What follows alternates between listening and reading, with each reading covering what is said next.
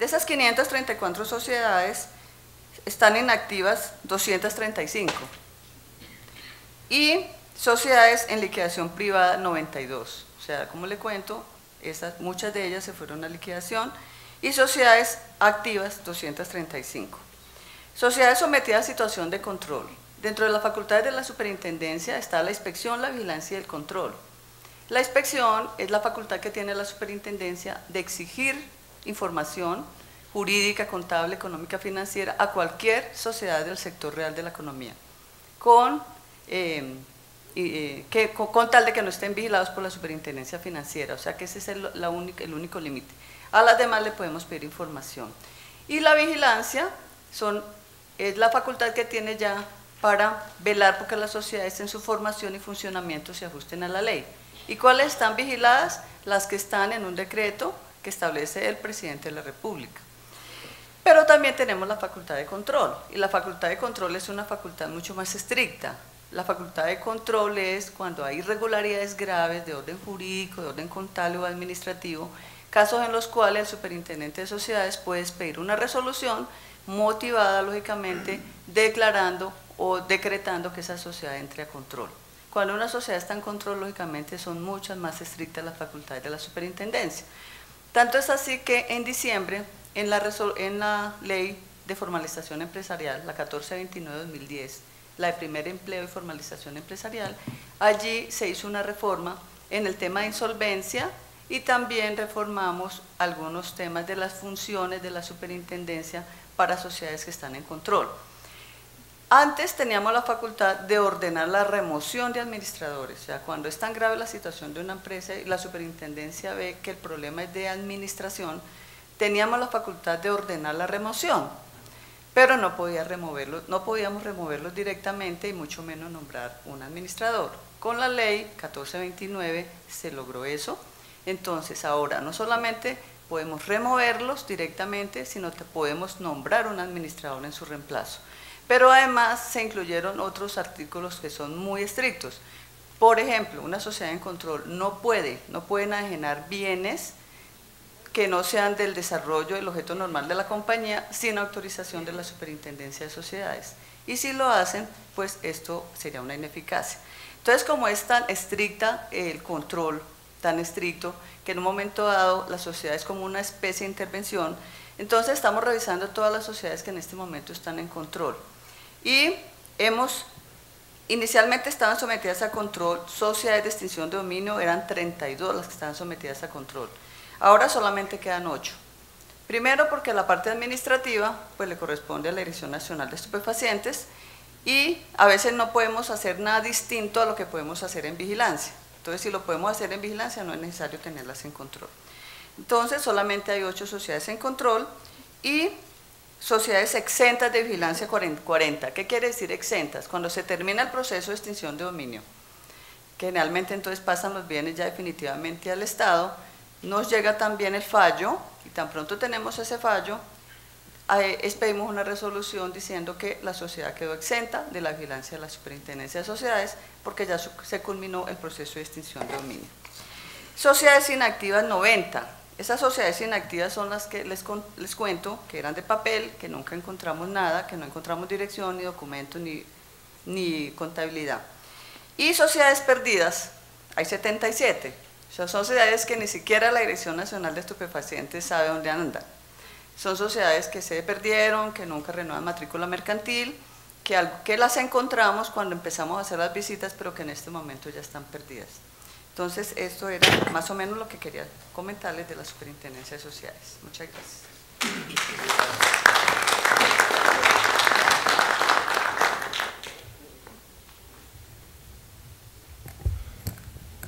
Buenas tardes.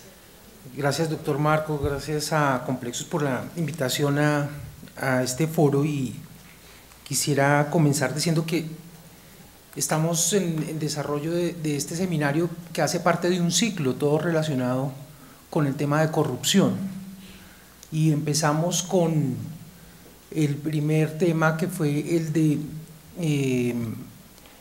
lavado de activos y financiación del terrorismo, delitos de finales del siglo XX, comienzos del siglo XXI, y estamos terminando con el de tierras, sea que estamos terminando casi con el tema del medioevo, ¿cierto? Estamos en el tema del feudalismo y unos rezagos en consideración casi que del derecho colonial, ¿cierto? Personas ungidas para estar certificando a través de las notarías, de los registros, a través del ejercicio de cargos muy poderosos, muy apetecidos.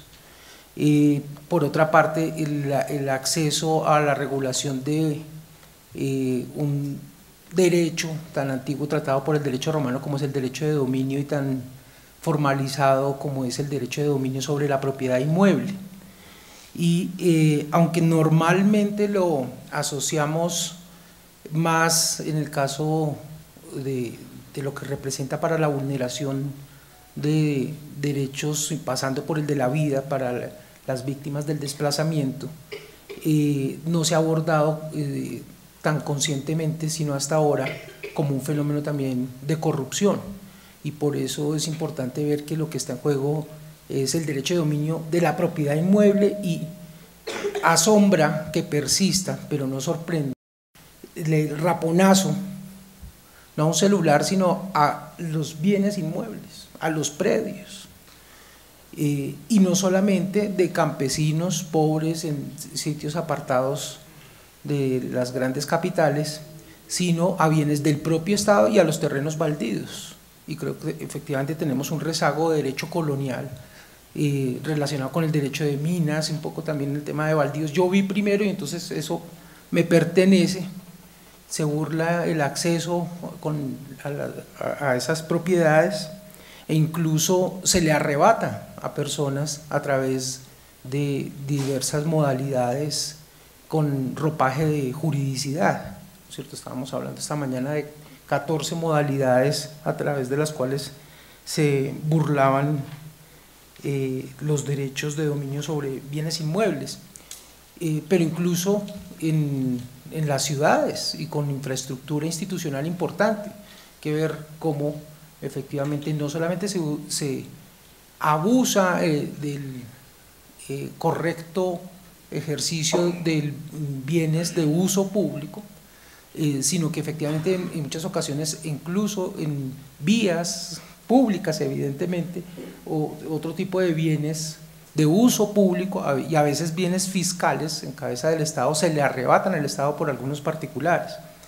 Entonces, donde uno entiende que, por ejemplo, frente a la financiación del terrorismo, al derecho financiero, toda esta sofisticación incluso hasta del dinero electrónico, pues estemos un poco cortos, pero frente al derecho romano y el derecho de dominio de bienes inmuebles, pues sorprendentemente también estamos atrasados. Tenemos graves deficiencias y no hay una seguridad jurídica y pues las condiciones particulares del caso colombiano de la existencia de organizaciones armadas al margen de la ley, muy poderosas en plomo y en plata, y en política, han hecho que efectivamente lo público esté privatizado, empezando por la propia existencia de bienes inmuebles que nos debieran pertenecer a todos y no se les garantiza ni siquiera muchas veces cuando están en cabeza del Estado, qué decir cuando están en cabeza de particulares. Y en esa dimensión pues tenemos un reto y un desafío que realmente pues no se compadece, es más bien un rezago enorme como sociedad frente a lo que esto está representando. Y creo que hay que develar que esto sucede entonces con la participación de un sector privado que no trabaja sino que explota, ¿cierto? Que expolia incluso hasta los bienes privados, no solamente un maltrato digamos de la fuerza laboral, de unos actores como los, en algunos casos, jueces, peritos, notarios y registradores, que no persiguen la justicia sino el dinero, y algunos que no guardan la fe pública sino que se guardan la fe pública. Y por eso un espacio como este yo creo que es absolutamente necesario para ver qué tipo de correctivos podemos aplicar desde el punto de vista institucional para fortalecer el acceso a las funciones públicas vía méritos, como desatrasamos algunos de nuestros regímenes jurídicos para poder detectar las trampas y más bien decir, hecha la trampa, hecha la ley, y cómo transformamos la política, porque normalmente esos señores feudales que arrebatan incluso la propiedad privada, pues también ocupan importantes espacios en el recinto del Capitolio, donde se hacen las leyes y donde la política se vuelve derecho. Eso, gracias.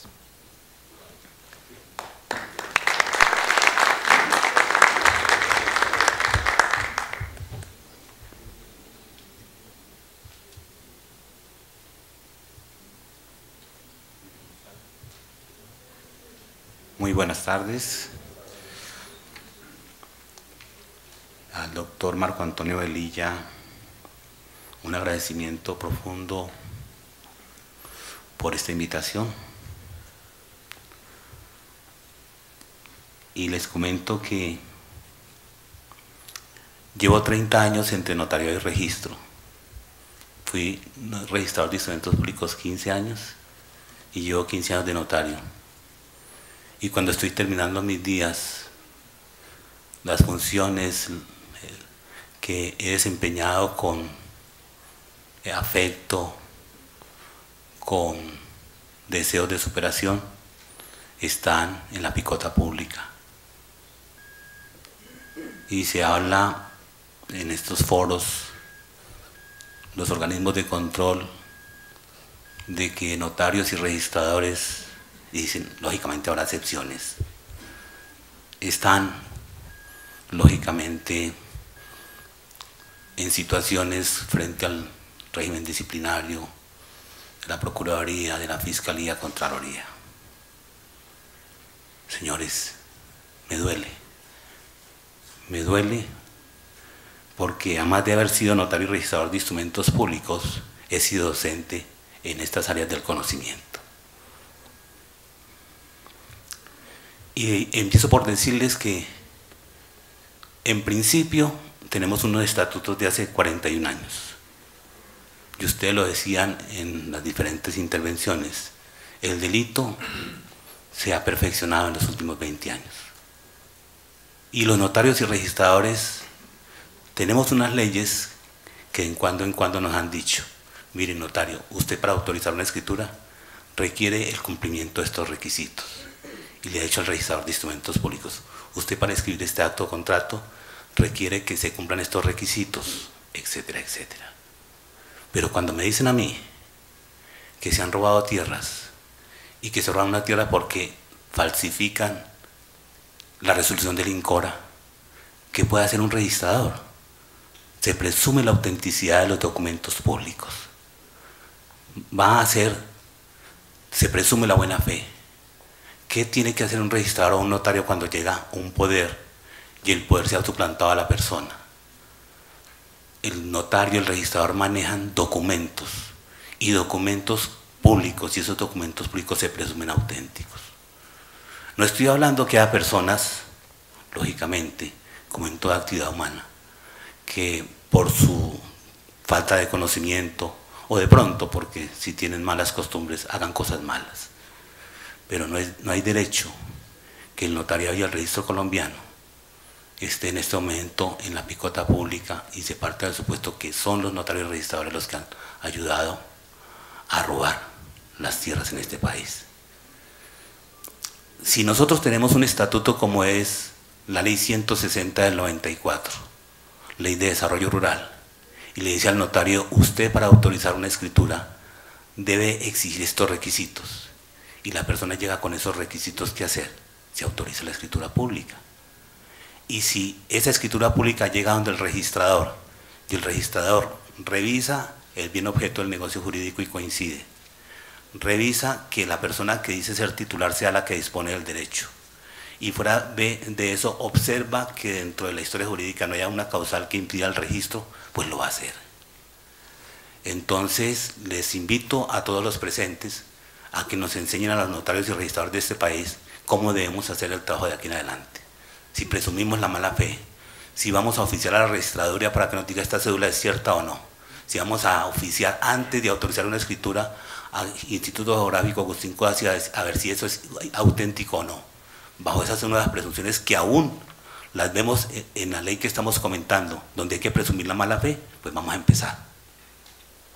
pero no podemos en este momento a unos notarios y registradores que, sobre pretexto de que revisan los documentos, sobre pretexto de que se presenta una persona y esa persona dice que va a enajenar, y que ese notario y registrador, como les digo, sí tiene unas normas, tiene la ley de reforma urbana, la ley de desarrollo territorial, la ley de desarrollo rural, y esa persona en cada momento debe examinar si se cumplen los requisitos. Entonces invito a todos los presentes a que, si bien es cierto, aceptamos la crítica constructiva y aceptamos la situación que de pronto hemos sido idiotas útiles dentro de este proceso, no menos cierto es que cada uno de los presentes que maneja cada una de estas partes tan importantes, la Fiscalía, la Procuraduría y la Contraloría, también nos ayuden a cambiar el estatuto de notario de registro. Porque si ustedes consideran que antes de autorizar una escritura pública debemos oficiar a un organismo de control, a una fiscalía, a la entidad que maneja los antecedentes judiciales, disciplinarios de una persona para ver si autorizamos, etcétera, etcétera, bienvenidos, lo vamos a hacer. Pero así como ustedes tienen un convencimiento de que el notario del registro ha ayudado a acabar este país, yo les digo que no es así. Es que la delincuencia va más adelante de las personas de bien. Y de pronto la ingenuidad de las personas de bien son las que en su momento han, no con dolo, no con culpa, sino por ingenuidad, han caído en este tipo de situaciones. Yo sé que la idea de este foro precisamente es eso, enriquecernos. Yo sé que el notariado y el registro colombiano y la Superintendencia Notarial del Registro están prestas a hacer los cambios, modificaciones, en la medida que los documentos no estén por todo el mercado, lo que decían hace un rato, que salen copias mejores a una cuadra del DAS, porque hay falsificadores que las hacen mejor, en la medida que exista al servicio del notariado y el registro y de todos los organismos que tienen que ver con la adquisición, limitación y gravamen de los derechos reales, una comunicación transversal donde el usuario no manipule las cosas, sino que vía correo electrónico, firma digital, etcétera, etcétera, funcionen las cosas. En esa medida, lógicamente, se podrá evitar todo el tipo de falsificaciones, suplantaciones, etcétera, etcétera. Les cuento que en el día de hoy he aprendido muchas cosas, pero el problema es que uno como para este tipo de situaciones tiene que pensar lo malo para actuar. Y les voy a comentar una historia que me pasó cuando yo pasé del notario al registro. El notario autoriza, revisa la legalidad, revisa la capacidad de las partes. El registrador mira los documentos y la posibilidad de escribir desde el punto de vista que impide eso. Y en esa época me decían los notarios, Eduardo Caicedo, si tú sigues pensando las cosas como registrador, que esto no se puede hacer, que esto no se puede registrar, etcétera, etcétera, no vas a tener plata en la vida. Y les confieso que no tengo plata en la vida, porque he seguido pensando como registrador de instrumentos públicos. Y de pronto los clientes se van a otra parte que se les hace más fácil. Pero les digo una cosa muy importante, señores. Estamos en una tarea donde toda la sociedad colombiana tiene un reto.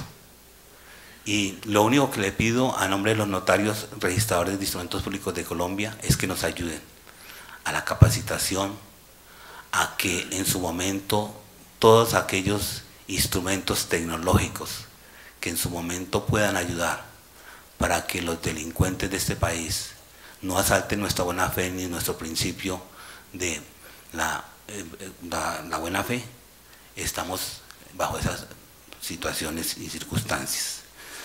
Para concluir, lo decía el doctor Marco Antonio Velilla hace un rato, este foro ha sido enriquecedor, pero si seguimos pasando cada uno por su lado y cada uno diciendo la Fiscalía hace esto, la Procuraduría hace esto, la Superintendencia hace esto, la Supersociedad hace esto, y no tenemos un organismo articulador que nos ponga a nosotros en la misma fila a ir a la misma parte, no hacemos absolutamente nada.